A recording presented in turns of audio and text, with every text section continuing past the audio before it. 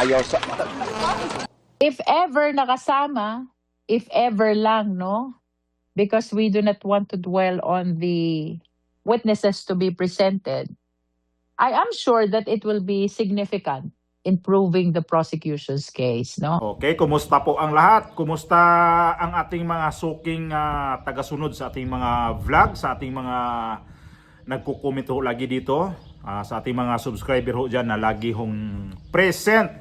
Sa mga baguhan ha, welcome po sa ating YouTube channel. Sa mga datihan na ho, magandang araw po sa inyong lahat, magandang gabi, magandang umaga. Kung saan man panig kayo ng mundo natin ngayon. So sa ang lugar diha sa Pilipinas, diha sa San Carlos, Pilar, Bohol, maadjong adlaw ninyong tanan diha, maadjong buntag sa mga taga Bohol, sa mga igsuon diha sa ang mismo sa lugar diha sa Pilar, Bohol, sa San Carlos.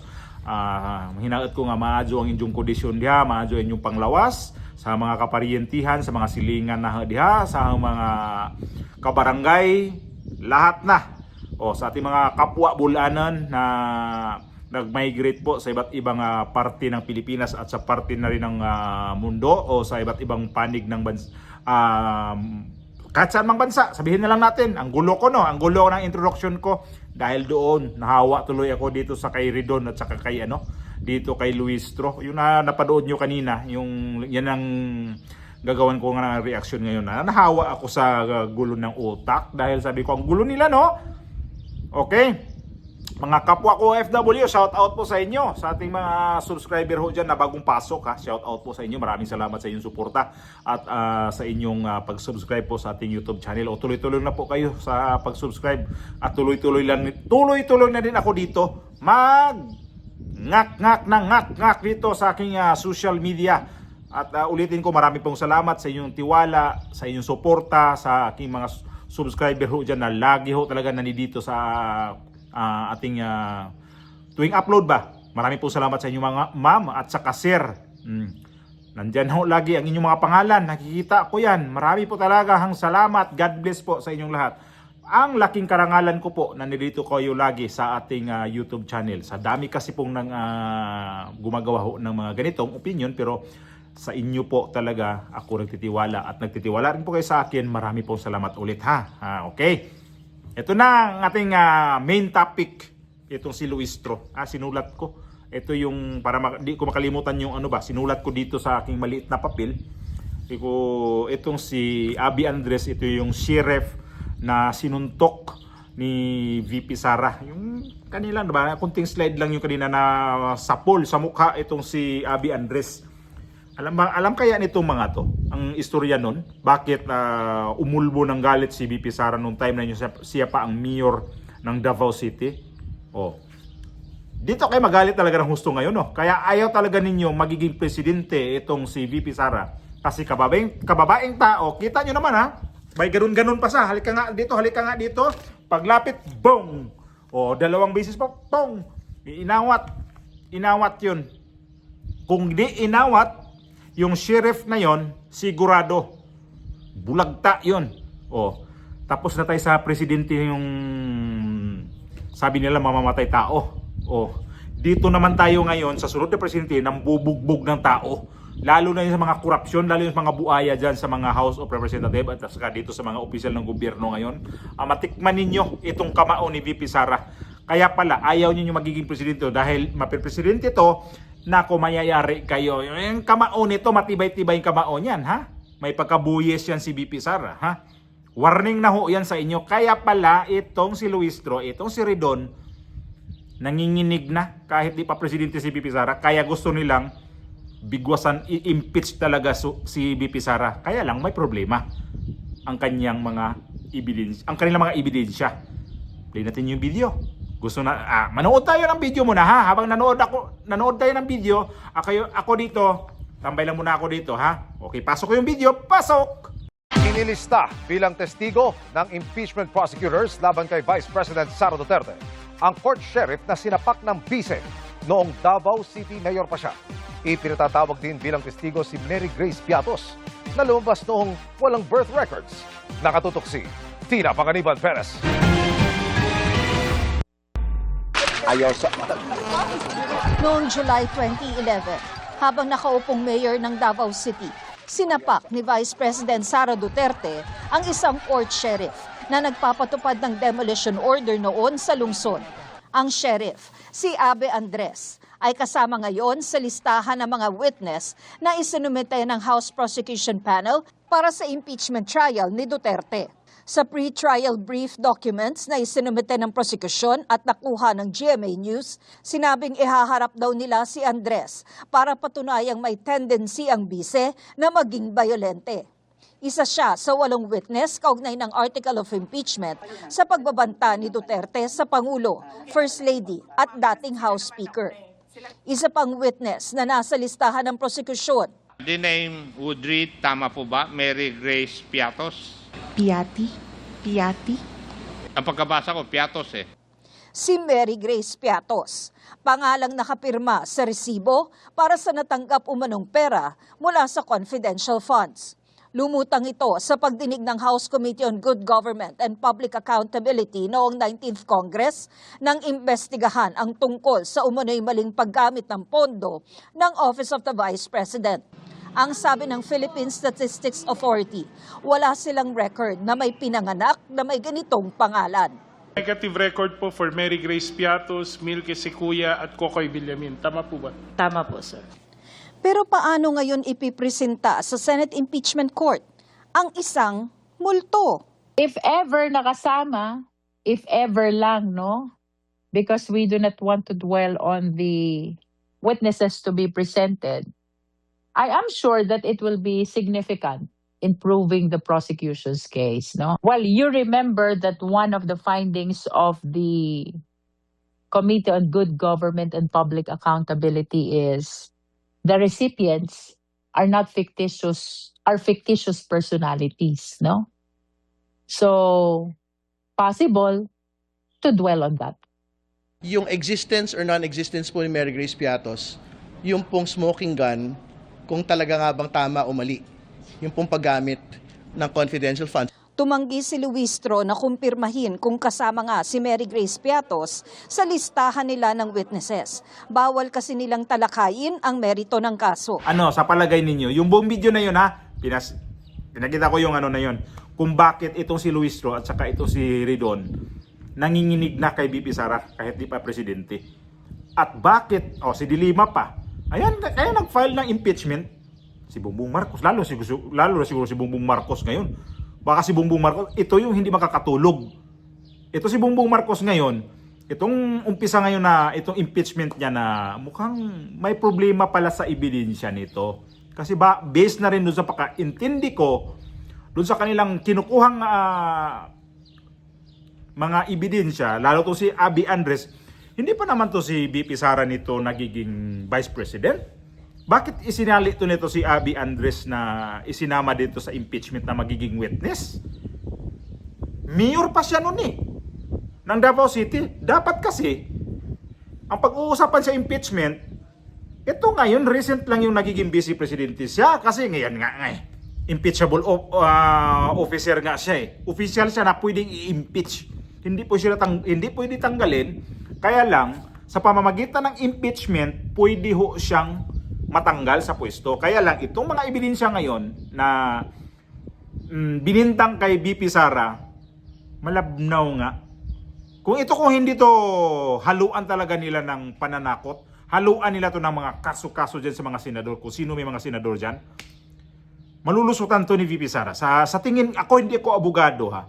Pero ngayon ko lang, medyo naintindihan ko yung ibang mga witness nito na kinuha nila, lalo tong si Abe Andres, kasi tagilid ho ang impeachment ni BP Sara dito sa mag-prosecute sa kanya. Itong sila ito si grupo ni Luistro.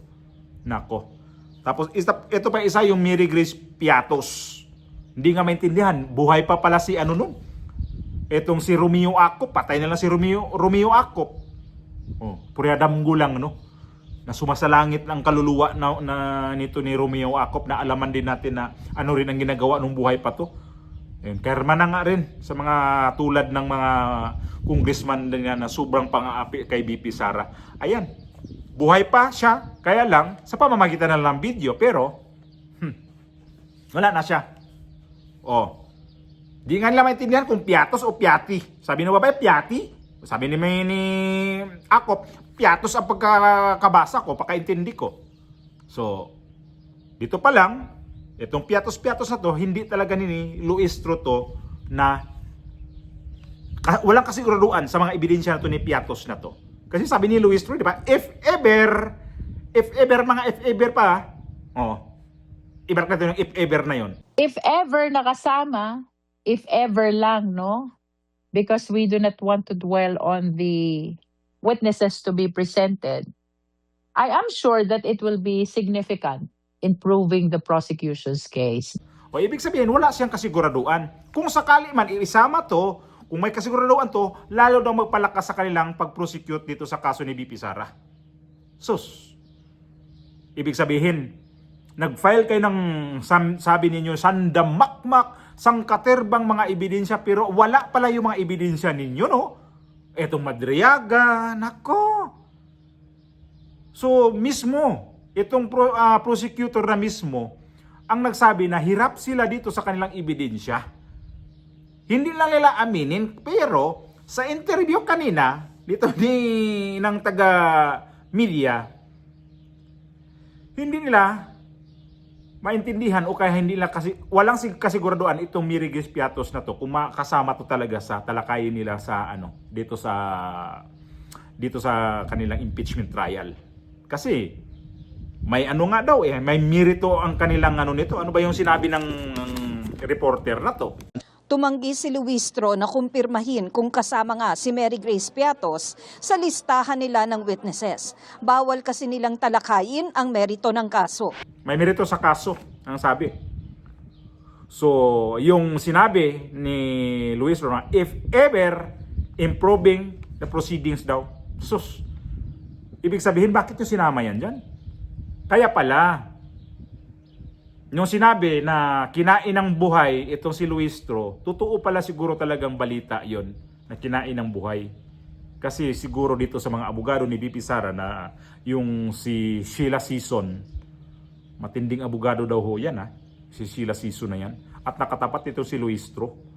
At pati ito yung si si Kapunan, mukhang natapat din dito kay Sheila, itong Sheila Season. Mayroon pa mga abogado dyan, iba, ilang abogado yan kay VP Sara? 16 o 14? Hindi ko lang matandaan kung ilang number, pero mahigit 10 ang abogado. Tapos, ang masaklap niyan, ang pinakamatindi niyan, galing ho iyan sa Salazar at saka Fortune Law Firm. Ang pinakamalaking law firm sa Pilipinas ho yan. At itang si Fortune, tama, Fortune, kasama pa Narbasa, may Narbasa pa dyan. At saka yung Fortune na yan, magbayaw nila ni mga Rimulya, ni Crispin Rimulya, nasa ombudsman ngayon. Di ko alam kung ano ang kanilang konflikto niyan. Nagiging conflict ba yan sila sa kanilang mga trabaho? Kasi ito si, private ho, itong si Fortune, magkano yan, magkadugtong yan. Kasi si, di ba, Rimulya, kukuning witness So ngayon, private law firm itong Fortune. Tama ba, Fortune? Tapos si nasa gobyerno. Imposible man to di nag-uusap kasi magbayaw nga paano kung may mga gathering? Lunch tayo dyan sa ganito. Alam naman natin mga Pilipino may mga ganyan every Sunday o Saturday ng gabi o dinner tayo sa ganito. Magkita-kita yan, pamilya. O gather yan. Mapag-usapan ho itong impeachment ni VP Sara. Yung kliyente mo na si VP Sara, ano ba yan? Paano ba yan? Sabihin naman siguro na tiyuhin. Yung bayaw niya, paano yan? Ang kaso ni VP Sara, ito yun. Alam mo yan, abogado ko rin. Mahina. So, anong maano niya ni Crispin Rimulya? Alam naman natin si Crispin Rimulya. Parang parang remote control yan ni Bongbong Marcos. Mayroong once nagsasalita si Bongbong Marcos na, Crispin, ganito gusto kong gawin. Lalabas din si Crispin Rimulya, ang agnas ng pagmumukha. Magpapreskon ka agad-agad. Kaso, ganito. So, itong mga kaso ngayon ni VP Sara dyan sa impeachment, Ngayon ko lang naintindihan na ibang mga ebidensya nito, pilit lang nilang pinapalakas, yun pala mahina. O sige. Yan na yung sinasabi nga, bloodbath. Ayan na, umpisa na nga. Mismo kayo, Luistro. Parang inamin na lang niya na walang kasiguraduan ito na papasama. Kung mapasama to, ang laking bagay to sa amin. Itong confidential fund na to. Sabi nga ng reporter, di ba? Multo. Isa pa, naisip ko lang. Confidential fund, ibig sabihin yan, confidential, di ba? Di pwede yan. Ito, papel. Lagyan ho, i-sealed ko to. I-sealed ko yan, tapos, lagyan ko ng confidential. May mga hasba, mga magbubukas niyan. May mga hasba, na titingnan niya na iisang tao. Imbestigahan yan. Yung confidential fund ganyan pati naman yan mga ibang mga ahensya gumagamit yan, mga confidential yan, mga ginagamit nilang pangalan niya na hindi totoo, mga code name na yan para hindi mabisto ang kanilang operation. Yan yung purpose niyan Kaya lang itong mga abogado na to, nasa prosecutor na yan sila ng Luistro at saka ni Ridon, sino pa yung mga abogadong iba dyan ng mga congressman. Congressman ba kayo? Abogado ba kayo? Abogado to si Luistro pero hindi niya naintindihan kung anong ibig siya ng confidential fund. Si Bongbong Marcos gumagamit naman confidential Ang lahat yan halos dyan sa opisina ng gobyerno, confidential ang tawag niyan. Kaya nga, pag may masakote, galing yan sa confidential kasi yan sige. Pupunta. May paliwanag yan si VP Sara noong na in-interview siya, na hindi pwede. Pag confidential yan, hindi mo pwedeng ilabas ang pangalan na totoo. Kasi nga, mabubulabog. Kasi ang gustong maglabas ng mga pangalan na yan, na gustong pilitin talaga na ilabas yung mga pangalan na yan, itong mga makakaliwang grupo. Kasi ang makakaliwang grupo, yan ang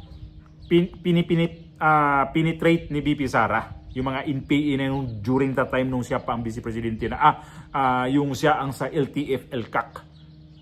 Yan yung ginagastos niya. Yung mga milyon-milyon yung sinabi, yan yun. So, ito pala ngayon si Luistro, kanya mga ebidensya ito, parang na siya na nanghihina na dito sa kanyang ebidensya. Na mismo siya O paano yan? Hindi pa tayo dito nag-umpisa sa trial. Medyo may kunting hawan na ito dito tayo dadaan. Ito, nakita ko lang kanina sa balita ba. Sabi ko, ibig sabihin wala siyang kasiguraduan. Tagilid ang kanilang ditong mga pagbibintang kay VP Sara. Tagilid ang kanilang mga ang kanilang impeachment na ito mga na to. Bakit kinuha pa tong Abby Andres na to? Ibig sabihin, para pampalakas pa talaga lalo kuno ang ilahang mga impeachment. Kuha silang mga datihan, wala pa yan Tao na yan di pa naman vice presidente si VP Sara yun ang may kaso doon. Nung sinuntok yun. At alam nyo ba anong problema nun? Dahil yun sa demolition na squatter. Demolition na, tama. Na inabot yata ng baha or nakalimutan ko na. Matagal-tagal na kasi yun. Mayor pa nga si VP Sara nun Isinabi ni VP Sara sa tao na yun, yung sheriff na yun, kasi gustong i-demolish yung lugar. Sinabi, sir, antayin nyo muna ako, paparating pa lang ako. Kung pwede, antayin nyo muna ako. Ngayon, parang talaga, mayor siya nun. Siyempre, mayor ka Ikaw ang mayura dyan, kahit sino, local executive ka, mayroon kang, ang laki ng power mo nun. Parating pa lang ako, antayin mo muna bago mo isagawa yung demolition dyan. Dinimolish na. Galit si VP Sara. Sino na sheriff dito? Tinanong, Tinoro, nakita niyo yung yan. Ayaw sa... Noong July 2011, Hindi, nakatikim. Ito yung kinatatakutan nila dito na magiging presidente na nanununtok. Tapos natin sa nagmumura Ito naman, manununtok. Ito yung matindi. Yung nagmumura, kayang-kaya yun. Mura lang naman yun Pero itong nanununtok talagang may kasamang kamao. So dito sila natakot ni Luistro at saka itong nag-file ng impeachment dito ni itong si De Lima, Ay, dito sila takot pala. Dito sa nanununtok ng sheriff. Hindi takot eh, babae yan eh. Ngayon lang ko nakakita ng babae na nuntok ha. Tapang nito. So ito, magandang laban ho itong impeachment ninyo. Kasi sa ngayon pa lang, mayroon na kayong ebidensya na malabo-labong matalakay. Kaya pala pilit na naman yung nakasealed galing sa BIR. Pilit talagang buksan ni Dilima. Kasi pangdagdag pala yun na ebidensya. Tama nga, yung sinabi. Fishing expedition yung ginawa nila noon. Oh. Pre-trial pa sila sa House of Representatives. Bawal ho yun. Itong impeachment ni Bibi Sara ngayon, di pa nagsimula to pero ang dami ng butas-butas dito. So ito na, Bongbong Marcos, antayin mo. Pag ito yung hindi nyo ito ma-impeach, kahit ma-impeach, Duterte pa rin ang magiging presidente sa 2028. Yan ang inantay ko eh.